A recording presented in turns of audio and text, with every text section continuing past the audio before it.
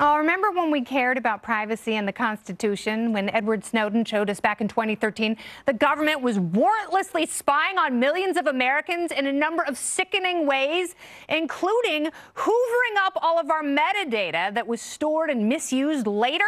Well, some snooty Republicans claimed we were not only asking for it, but this kind of unconstitutional data hoarding was for our own good. But actually, the program was curtailed, and the NSA, believe it or not, has pretty much stopped using that method altogether about 6 months ago. The program, part of the 2015 USA Freedom Act, expires at the end of this year, and I say good riddance. If terrorists need surveilling, there are plenty of legal ways to peep into the darkest recesses of their androids, but the government has way too many shady ways to spy on you based on who you know and gossip about. And all of that nonsense gets stored on multiple law enforcement and intelligence databases, regardless of if you've committed a crime or are a threat to national security. And that's the curious thing about our surveillance apparatus. It's got more roaming tentacles than a coked-up octopus. And various laws expire at different times and offer cover and opportunity for entities like the FBI to make your life a living hell, even if you're innocent.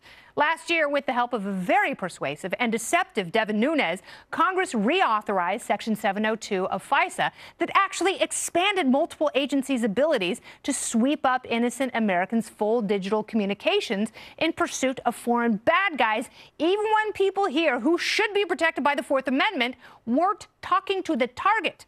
And those emails, texts, and other digital doo-doo are accessible at any time for any real or suspected crime.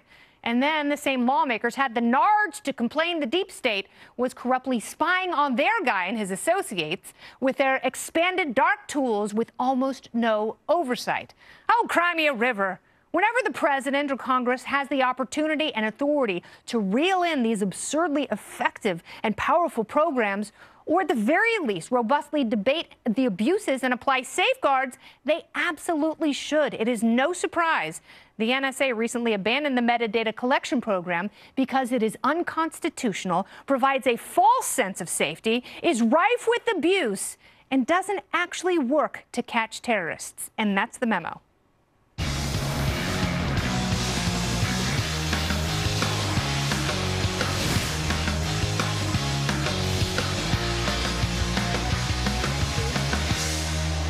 President Trump has railed against the FISA abuses of the past, but he did sign a bill last year extending many of these controversial programs. So should the White House re-examine America's surveillance state now that they have another crack at it? The party panel is back. Danielle, Jamie, and Cliff. Cliff, I will start with you. And I get sick of the same old debate. Well, you know, if you want to be safe, you have to give up a little bit of that precious freedom. My advice to every American, stop trusting the government. I mean, this is the problem when you think, well, my party's in charge, so, you know, I don't care. I have nothing to hide.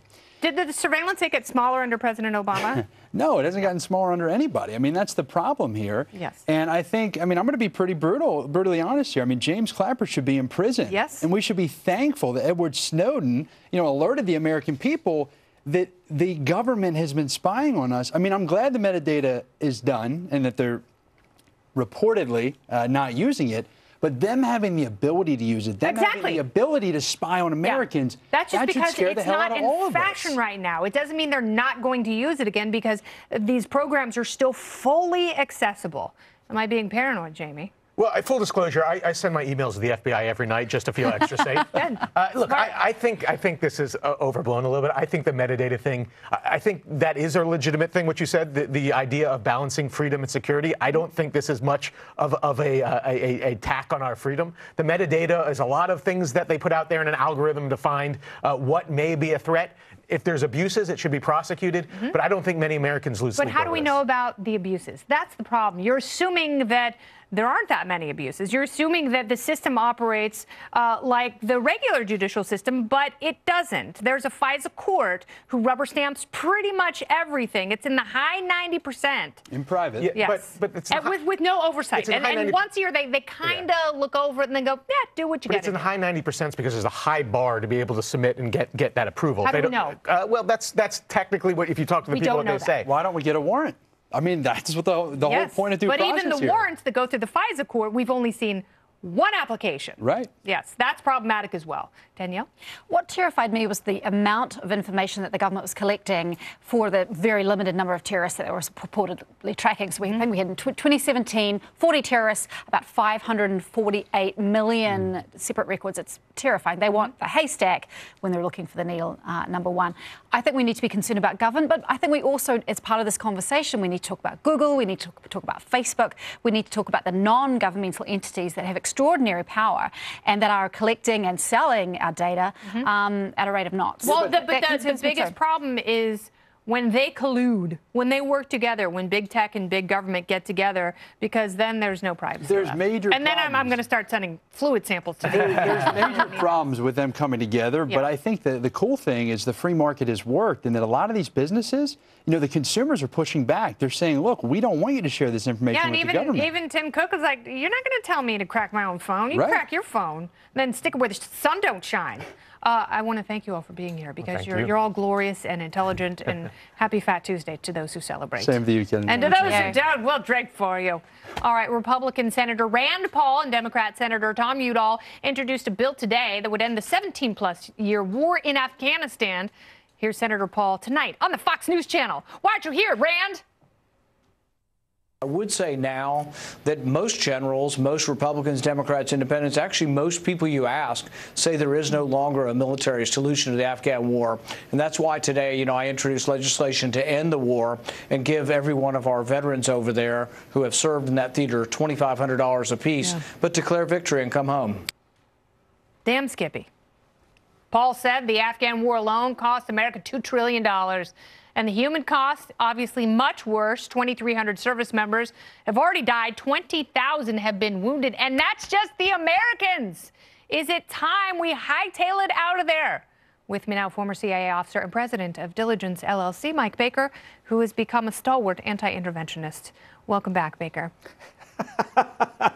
You just set me up there, didn't you? Yeah. Yeah. Well, I have been, you are correct in the sense that I have been saying for quite some time now that, you know, enough's enough. I don't think we've ever explained really our end game other than maybe establish some sort of pseudo-federal stable democracy in Afghanistan. And that, frankly, is never going to happen. So I don't disagree with Rand Paul. I do also agree with him when he says there's not really a military solution here. Look, but what we have to do is we have to be honest with ourselves and with the American public by saying, you want to end this war, you want to wrap it up after 17 years, that's a good idea. But be aware, the Taliban will likely take control again of that country. Now, is that a disaster for us? Well, it depends on where you sit on this, because, you know, if you think about all the blood and treasure that's been expended there in this whole effort, a lot of blood, a lot of treasure. Yeah.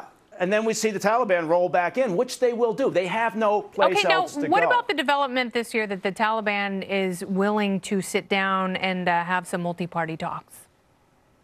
Yeah, look, they're just riding this out. They're waiting, and because they know eventually, you know, we are going to leave.